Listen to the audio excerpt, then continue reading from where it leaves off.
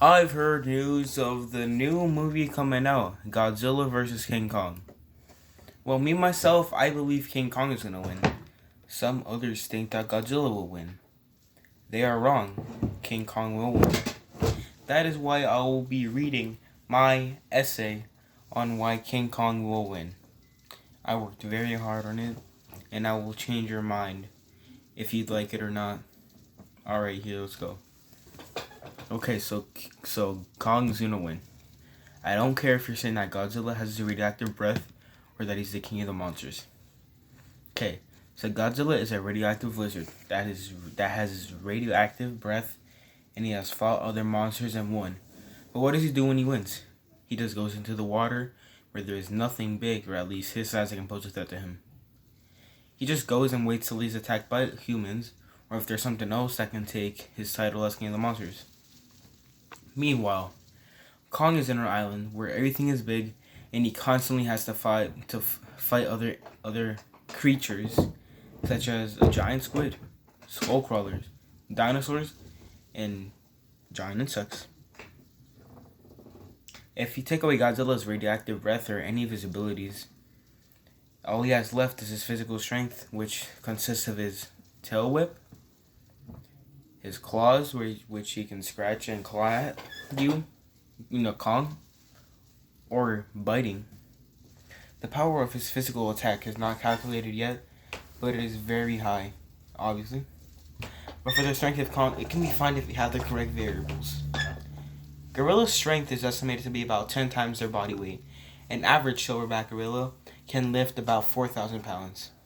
Kong is about 7 times the height of a silverback gorilla, and so with his strength, it should be about 24,500 pounds.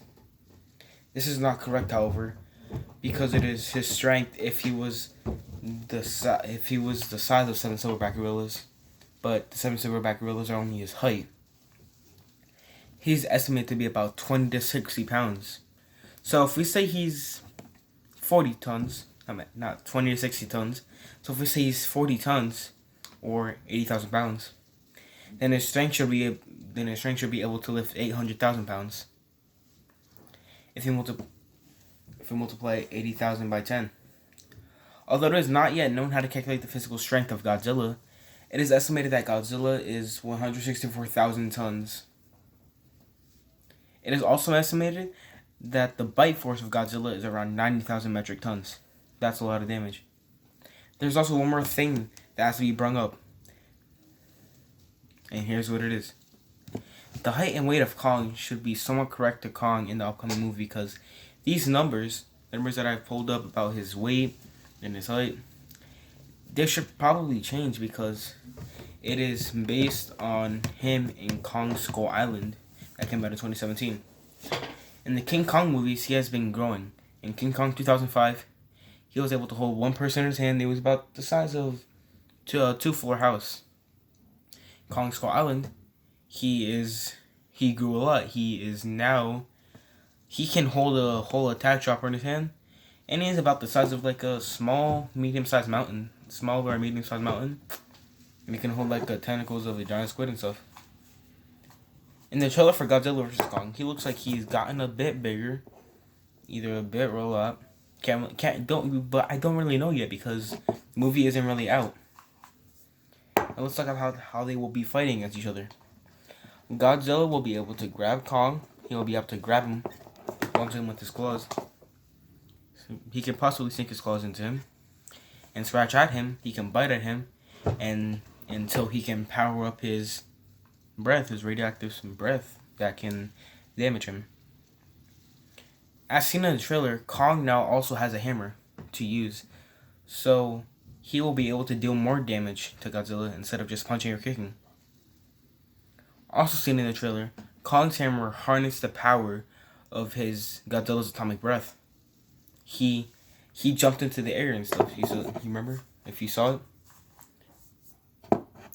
Also, like in King Kong 2005, in Kong Skull Island, he can also possibly rip his jaw apart like that, like break it, like in Kong 2005 when he broke the V-Rex's jaw, and Kong Skull Island when he just broke the jaw of the Skullcrawler. Now let's think about their intelligence. Godzilla has the intelligence of an 8 to 10-year-old human child. Pretty young. He's not running up here instant. He's capable of thinking and problem solving, especially in combat. Kong is shown to be quite intelligent though.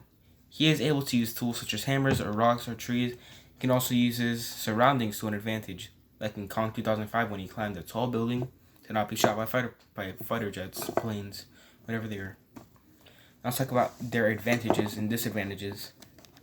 Godzilla can be slowed in the cold. He can also be damaged by electricity sometimes. He can also accidentally kill himself if he pushes his body too far. He uses too much of his power. He just eventually kill himself. Godzilla he also has really thick armor like skin that can stop bullets and tank shells. While Kong, he doesn't really have armor. He just has his skin. They will deal damage to him, but only mild. Godzilla also has an advantage against Kong if they fight in the water because gorillas can't swim. So, if Kong has to go into the water to fight Godzilla, then that is not good because gorillas can't swim. Kong is a gorilla, and he won't be able to swim, and he could drown. Okay, but Godzilla, also another thing, when fighting Kong will be able to move faster, well, at least a little bit faster because Godzilla's a lot bigger than him. He's a lot bigger than him. He's not really a lot, but he's a lot heavier than him, and he's a bit taller than him. So Kong will be able to move faster than him, obviously, because of his size and weight. But for Godzilla, because he's taller and more heavier, he won't be able to move quite as fast. But as I said before, in their levels of intelligence, that Kong has more intelligence than Godzilla, because he's able to use his surroundings, and he can use weapons. Now for Kong, he is particularly resistant to Godzilla's atomic breath. And that's huge advantage because it's technically Godzilla's strongest attack. So if he's somewhat immune to it, then that's a problem for Godzilla. Now for the last thing I really want to point out is that in the trailer, when Godzilla and Kong are fighting, and Godzilla uses his atomic breath on Kong, Kong jumps into the air with his hammer and hits it back, and it looks like the hammer hits it back at him or absorbs it, and then you can see that Kong hits him with it, right? So it's Godzilla's breath. It really does a lot of damage. Obviously, it does. Even if it's his own attack, it'll still do damage. So if Kong is hitting him back with his hammer, hitting his attack back with his hammer, it'll deal damage, and it'll probably do even a lot more because he's putting a bunch of strength onto his hammer too.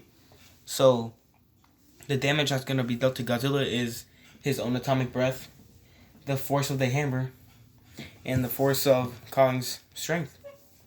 Yeah. So when he sends it back at him, even though it's his attack, it's still gonna be damage at him. It's still gonna damage him. So you remember how I mentioned he had really thick skin like armor like skin? It could possibly break the armor and leave a weak point where if Kong attacks that specific spot, it could deal massive damage to Godzilla. And if he keeps dealing damage in that one specific spot, it could kill him, leaving Kong the new king of the monsters. In conclusion, Big Monkey will win. That's all I wanted to say. So that's really